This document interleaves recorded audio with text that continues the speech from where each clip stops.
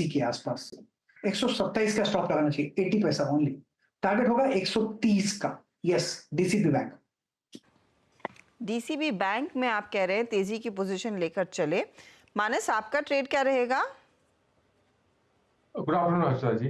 तो देखिए, आईओसी में खरीदारी करने की राय रहेगी। आईओसी में हाई टॉप साइड बॉटम्स तो पहले से ही बन रहे थे, लेकिन आज हमें एक फ्रेश ब्रेकआउट 172 रुपए के ऊपर देखने को मिला है। तो आईओसी में करंट लेवल्स पे खरीदारी करने की राय रहेगी। आपके जो स्टॉप लॉसेस है वो 172 के रहेंगे। 172 के स्टॉप लॉस खरीदारी करिए। 178 तक के टारगेट्स पॉसिबल है आईओसी में। ये दोनों ही कैश लेवल्स मैंने बताए हैं। ऑप्शन में अगर ट्रेड लेना हो तो 175 वाला कॉल ऑप्शन जो 6 रुपए 50 पैसे पे ट्रेड हो रहा है, वहां पर आप खरीदारी कर सकते हैं 5 रुपए 30 पैसे के स्टॉप लॉस से। और टारगेट रहेंगे करीब करीब 9 रुपए के आईओसी के 175 के कॉल ऑप्शन में। जी, लेवल्स जो दिए गए हैं स्पॉट के दिए गए हैं और ऑप्शन का प्रीमियम आपके स्क्रीन पे आईओसी की कॉल का 175 के रखा गया है।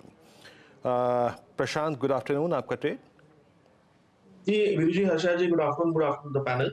तो यहाँ पे एक बाउंस से सपोर्ट से बहुत अच्छा बाउंस है टाटा कंज्यूमर में, और हम करीबन 1119 के आसपास ट्रेड कर रहे हैं। मुझे लग रहा है यहाँ पे बाइंग की जा सकती है। 1100 पे स्टॉप लॉस रखें 1100, और यहाँ से टारगेट होगा 1150 से लेके 1160, 1160 का। टाटा कंज्यूमर में एक अपॉर्चुनिटी, और आज कई दिनों बाद हमने देखा ये एफएमसीजी कंपनियों में फिर से थोड़ी सी रौनक लौटती हुई दिखाई दे रही है। रचना, आफ्टरनून, आपका ट्रेड क्या रहेगा? जी गुड आफ्टरनून। मेरा जो ट्रेड रहेगा इस वक्त वो हिंद पेट्रो के फ्यूचर्स में रहेगा। हिंद पेट्रो के फ्यूचर्स बहुत दिन की गिरावट के बाद पिछले 4-5 दिन से एक साइडवेज रेंज बना के बैठे हैं। बहुत नीट एंड क्लीन रेंज बनाई है इसने, इवन डेली चार्ट पे देखे तो अब मेरा ये मानना है कि टाइम आ गया है कि इस रेंज में से ये ब्रेकआउट करे। फिलहाल जो रेट है 480.7 के करीब है फ्यूचर्स पे। अगर यहाँ पे हम 475 का एसएल लगा के इसको लॉन्ग करें तो ऊपर वाली साइड पे बहुत ही जल्दी ये काउंटर 495 और 500 की तरफ जाता हुआ हमें दिखाई देना चाहिए over next few days. Okay, HPCL futures 480-45 सुबह भी मानस के साथ मैंने इसको डिस्कशन में शामिल किया था। बीपीसीएल और एचपीसीएल दोनों की बात हुई थी। श्रीकांत, गुड आफ्टरनून, आपका trade? Good afternoon Virendra, good afternoon Harshada. तो देखिए, मुझे लग रहा है कि इस मार्केट में वैसे देखा जाए तो काफी सारे पीएसयूज में काफी अच्छी एक्शन है, और काफी सारे जितने भी स्टॉक्स है वो अपने इंपॉर्टेंट लेवल्स को क्रॉस कर रहे हैं। लेकिन साथ ही साथ मुझे लगता है कि आज टाटा के भी जितने स्टॉक्स है टाटा ग्रुप से रिलेटेड, वहां पे भी अच्छा खासा एक मोमेंटम बना हुआ है। और स्पेशली टाटा कम्युनिकेशंस की अगर बात करें तो वीरेंद्र यहाँ पे देखेंगे ऑल टाइम हाई में ये स्टॉक काफी कंफर्टेबली ट्रेड कर रहा है, सस्टेन भी हो रहा है।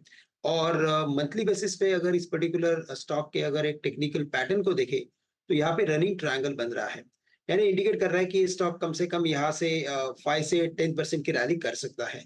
तो करंट लेवल से टाटा कम्युनिकेशंस को लॉन्ग करके चले, जो 2050-2060 के करीब ट्रेड कर रहा है। हमें लगता है कि ये स्टॉक 2250 के लेवल्स दिखा सकता है, लेकिन कम से कम 2130-2140 के लेवल्स आने वाले कुछ दिनों में दिख सकता है। तो पोजिशनल ट्रेड करंट लेवल से टाटा कम्युनिकेशंस पे बनाए, स्टॉप लॉस यहाँ पे रखे एट 1990। आज टाटा ग्रुप कंपनियां फिर से रेडार पर आने लगी है। टाटा कॉम पर एक व्यू, टाटा कंज्यूमर पर एक व्यू, टाटा टेक आज खूब चला है, इस पर आगे डिटेल में बात करेंगे। मयूरेश को जोड़ लेते हैं फिलहाल। मयूरेश, गुड आफ्टरनून, आपका ट्रेड क्या है? Afternoon Harshada ji, afternoon Veeru ji, and afternoon to everyone on the panel. तो हमें लगता है आई थिंक जो ईएमएस कंपनीज है इस पे जरूर फोकस देना चाहिए, purely from a momentum perspective. Companies like Dixon हो या Avalon technologies, as a clear disclaimer, Dixon is part of our model portfolio, और ये क्लाइंट्स को रेकमेंड किया तो क्लाइंट्स के पास इसकी होल्डिंग हो सकती है। 2-3 चीजें, एक आई थिंक जो रेवेन्यू ग्रोथ रही है ये ठीक ठाक रही है। दूसरा जो प्रोडक्ट सेगमेंटेशन है ये काफी डिवर्सिफाइड है डिक्सन जैसे कंपनीज के लिए। और अगर हम प्रॉक्सी मान के चलते हैं, आप अभी इंटरव्यू लेंगे एक 10 मिनट बाद इन terms of AC manufacturer, cooling companies, जो एक हीट वेव का अनुमान हम लगा सकते हैं अगले 2 से 3 महीनों में। ये शायद जो प्रॉक्सी कंपनीज हैं जो पार्ट्स बनाती है एयर कंडीशनिंग के, so Dixon is part of that pure inter ecosystem as well. तो यहाँ पे एक इजाफा हो सकता है। तो second play can also be the overall growth of the EMS market itself. तो जो पोटेंशियल इंडियन मार्केट की ये 4 से 5 गुना बढ़ सकती है अगले 4 या 5 वर्षों में, to say the least. And one more kicker for Dixon और EMS stocks can also be जो सेमीकंडक्टर का हम की एक बड़ी मुहिम देख रहे हैं, और जो मिनिस्टर साहब ने कहा है कि शायद दिसंबर जैन से शायद रोल आउट्स होने लग जाए।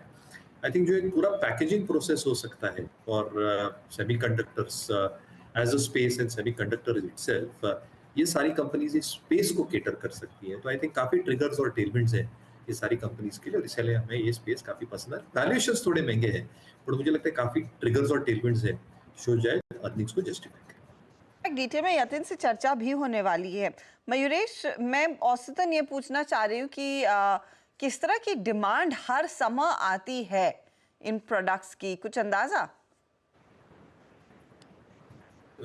डिमांड आई थिंक का एग्जैक्ट नंबर नहीं पता, बट पावर कंजम्पशन की मैं बात जरूर कर सकता हूँ। जो एक्सपेक्टेशन है कि जो power as a percentage of GDP जो 0.8 0.9 पे था, वो ऑलमोस्ट 1.1 1.2 पे आ गया है। अगर आप ऑफटेक देखें तो जो पिछले महीने का ऑफटेक था इन terms of power demand 1 billion units के हिसाब से अगर मैं मेट्रिक ले लूं, तो अराउंड 150-160 बिलियन यूनिट्स के आसपास हर प्रति माह हो रही थी।